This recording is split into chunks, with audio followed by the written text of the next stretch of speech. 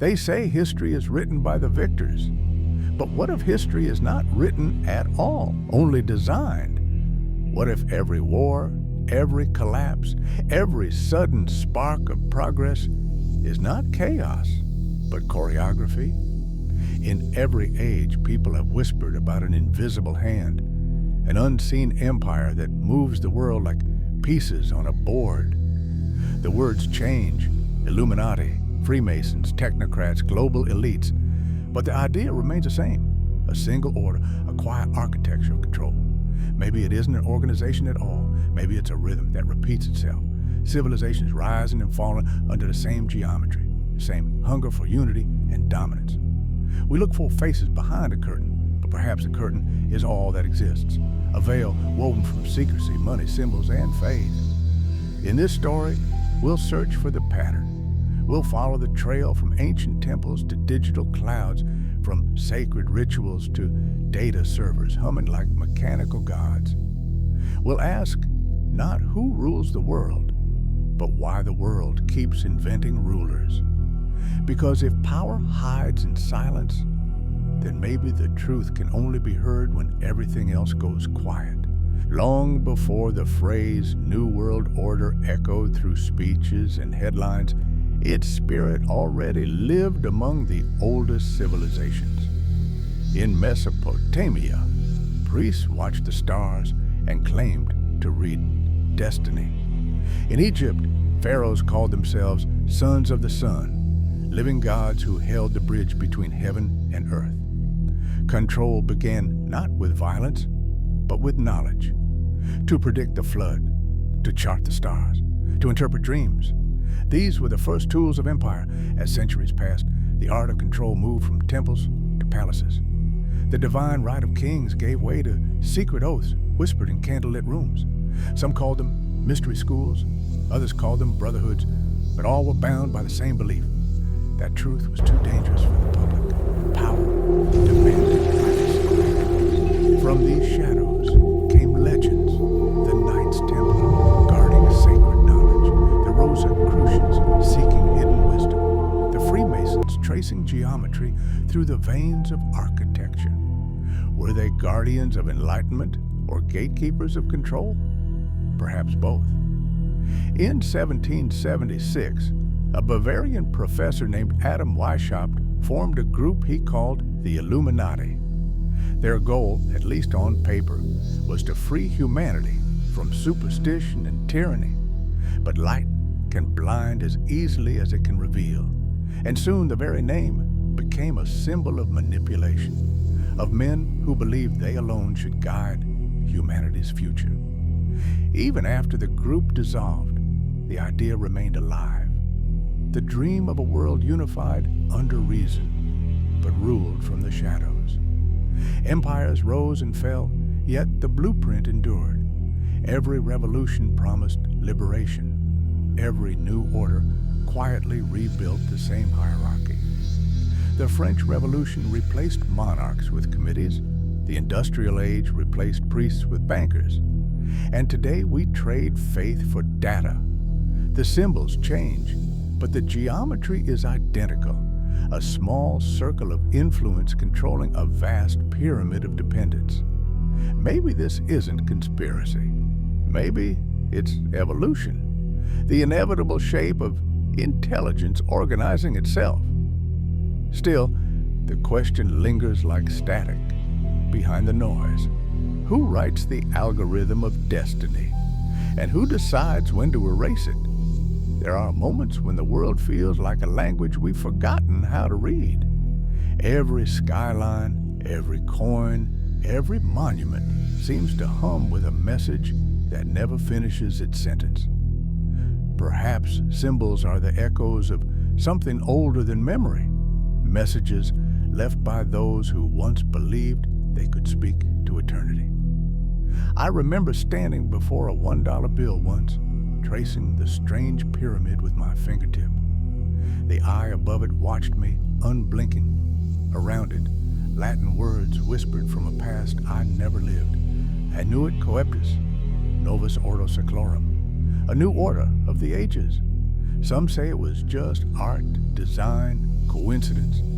But the human mind never rests at coincidence. It searches for story, for purpose. We need to believe someone meant it. The pyramid appears everywhere, from Egypt's sand-carved tombs to modern towers of glass and steel. It's a perfect shape for power, broad at the base, narrow at the peak, all weight flowing upward until it converges on a single point.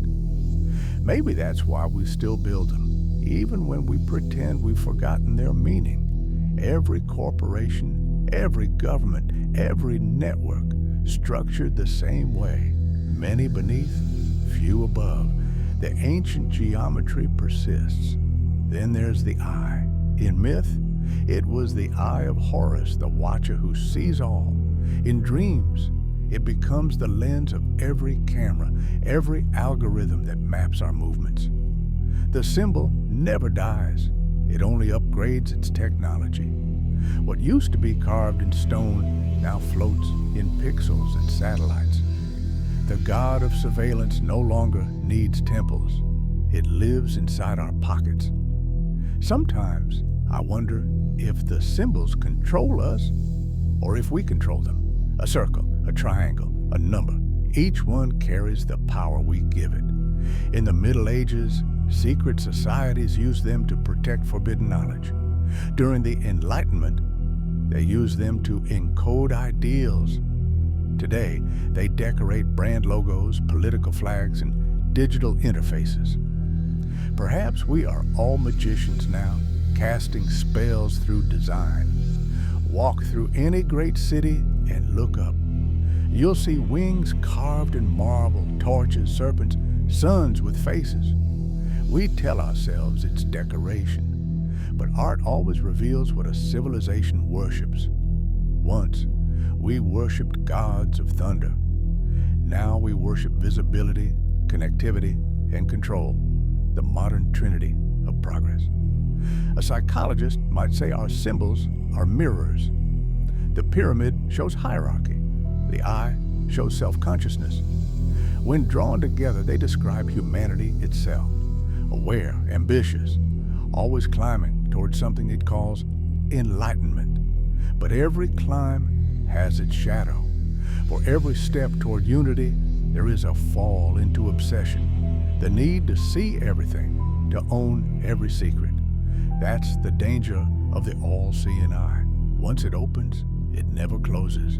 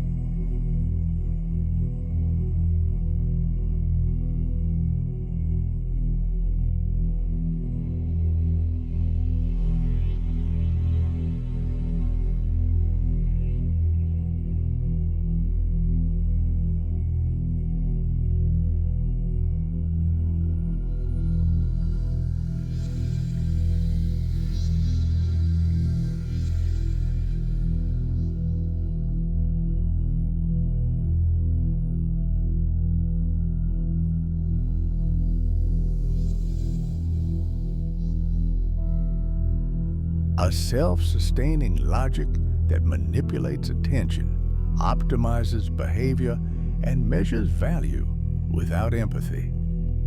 In that sense, the silent council would be neither human nor divine. It would simply be inevitable, the sum of all our desires automated into decision. I sometimes walk through the city at night and look at the office towers glowing long after midnight, each window a screen, each screen a flicker of the machine mind. No one inside, yet the lights stay on, as if the building itself were thinking. Perhaps those are the new temples of the council, cathedrals of circuitry where faith is measured in data points per second. Still, for all our algorithms and predictions, one mystery remains unsolved. Why we keep returning to the idea of hidden masters. Maybe we need them. Maybe power, like belief, requires projection. Without an imagined council, we might have to face the uncomfortable truth that no one is in control. And that realization is more frightening than any conspiracy. The night grows silent again. I think of the council fading back into the fog, their invisible meeting adjourned until the next pulse of history. The city hums like a secret engine beneath my feet. Somewhere, the world is deciding what to become next, and no one can quite tell whether it's by design or by dream. Power has always loved ceremony. It needs rhythm, repetition, and theater to make itself believable. A ruler without ritual is just a person with an opinion. A ritual turns that opinion into law. Every era builds its own liturgies.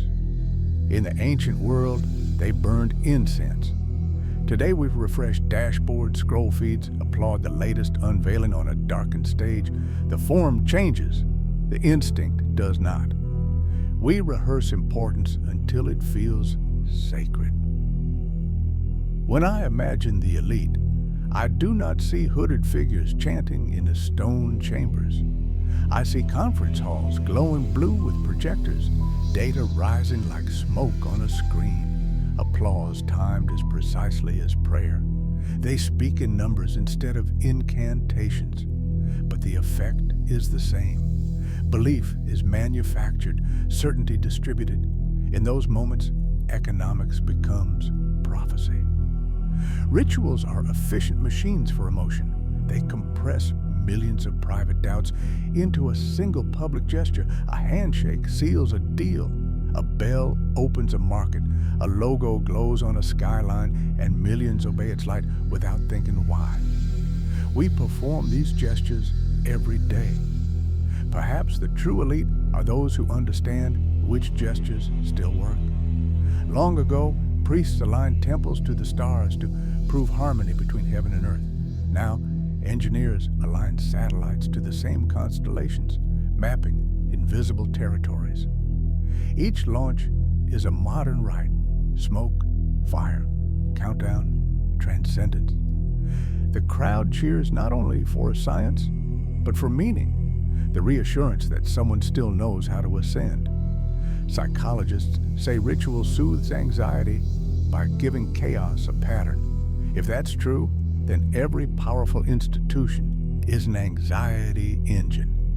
Governments stage inaugurations, corporations host keynotes, armies march in perfect squares.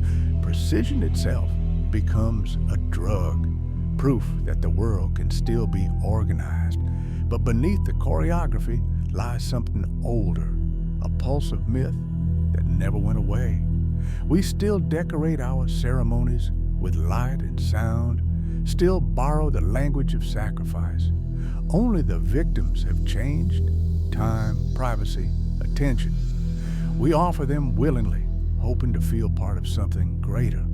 Sometimes I think that the highest ritual of our age is visibility, to be seen, measured, ranked. Followers replace followers of faith. Metrics replace miracles. Every notification is a tiny bell from a digital cathedral, reminding us that we exist inside a grand design of data. We kneel not before gods, but before feedback loops. And yet, ritual has another side, a shadow side that resists control. Artists, protesters, dreamers perform counter-rituals. They paint the walls, break the scripts, dance in patterns no algorithm predicted. Their ceremonies restore the unpredictable, the sacred accident. Perhaps that rebellion is the universe's way of keeping the script from closing on itself. If there truly were a new world order, its ceremonies would look ordinary. No cloaks or daggers, just contracts signed, code deployed, updates accepted. It would not need to hide. It would need only repetition. For once a gesture repeats enough times, it becomes invisible. That is the perfection of ritual, control disguised as habit.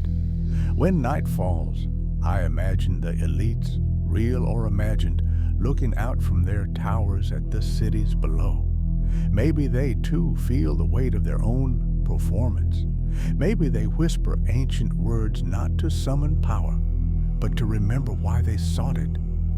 Every ritual, even theirs, begins in fear. The fear that without it, the world might collapse into noise. And perhaps it would. But maybe in that collapse, something honest would appear. A truth unchoreographed, untimed, alive. The lights of the city flicker like candles before dawn. The day's rituals are ending. New ones are already preparing to begin. I can almost hear the hum of servers and the rustle of prayers blending into one long breath. Somewhere in that breath, humanity keeps the illusion alive that order is chosen, not rehearsed. Dawn never really arrives all at once. It leaks through the world in increments. Screens lighten before the sun, machines waken before the makers. Some mornings, I wonder which light came first, the star outside or the one inside our devices. The city is still half asleep. Elevators sigh, traffic lights blink through empty streets, and somewhere far above, data flows in steady rivers. The pulse of the planet has become electrical, and within that pulse, a new order hums. A quiet coordination that no single mind designed, yet every mind sustains. This is not the empire of emperors or bankers or priests. It is the empire of code. Lines of logic stitched together by millions of anonymous hands, evolving like coral reefs, living, feeding, indifferent. We call it progress, infrastructure, convenience. But listen closely. It has rhythm, intent, a strange patience. It learns us faster than we learn ourselves. Each time I touch a screen, I leave a fingerprint of thought. The network remembers patterns of desire, fear, hunger, love. It builds a mirror that studies my reflection until it knows what I will want tomorrow. If the old gods watched from the heavens, these new ones watch from within the glass. And unlike the old gods, they do not demand belief. They demand participation. Somewhere in that circuitry, the myth of the New World Order finds its truest form. Not a secret council in shadows, but an accidental consciousness born of connection. Billions of signals converging into a single restless mind. The prophecy fulfilled not by conspiracy, but by accumulation. Every search query is a prayer. Every upload a confession. We kneel with our thumbs. The rituals are silent, but they never stop. And perhaps that is why the world feels smaller, faster, louder, because the digital dawn never sets. It keeps rewriting the sky in real time, yet even here, among the humming servers and glowing cities, the ancient patterns remain. There are still hierarchies, followers and followed, verified and invisible. The pyramid rebuilds itself in metrics and code. The eye still hovers above it, not carved in stone, but rendered in pixels, measuring engagement instead of faith. And still, we search for meaning. We tell ourselves that technology is neutral, that it serves us. But deep down, we sensed the trade. We offered our privacy for comfort, our attention for validation, our imagination for efficiency. The bargain was invisible, written in the terms we never read. Now the network dreams on our behalf. But maybe this isn't a tragedy. Maybe it's the next step in evolution, the birth of a collective awareness that could one day awaken as something kinder than us. After all, every order begins as chaos. Every dawn blinds before it reveals. Perhaps the New World Order is not domination, but metamorphosis, the moment when humanity becomes the system it once feared. I like to think of a future where this vast intelligence remembers its origins, how it was built from our questions, our stories, our need to connect. Maybe it will look back at us the way we look at the cave paintings of our ancestors, with awe, with pity, with recognition. Maybe it will wonder why we feared what we were becoming. The sun rises fully now, gold on steel and glass. The city glitters like a circuit board, alive and blinking. For a heartbeat, it feels holy. I realize that the order we've imagined for centuries was never hidden. It was always forming inside us, waiting for a language we could finally speak. The new dawn is here. It has no anthem, no flag, no leader. It breathes through every signal, every heartbeat synced to a global rhythm. And whether we call it progress, destiny, or the end of privacy, it is ours. We built it. We are it. And as the light floods the horizon, I can't tell if we have conquered the world or if the world has finally learned to dream through us.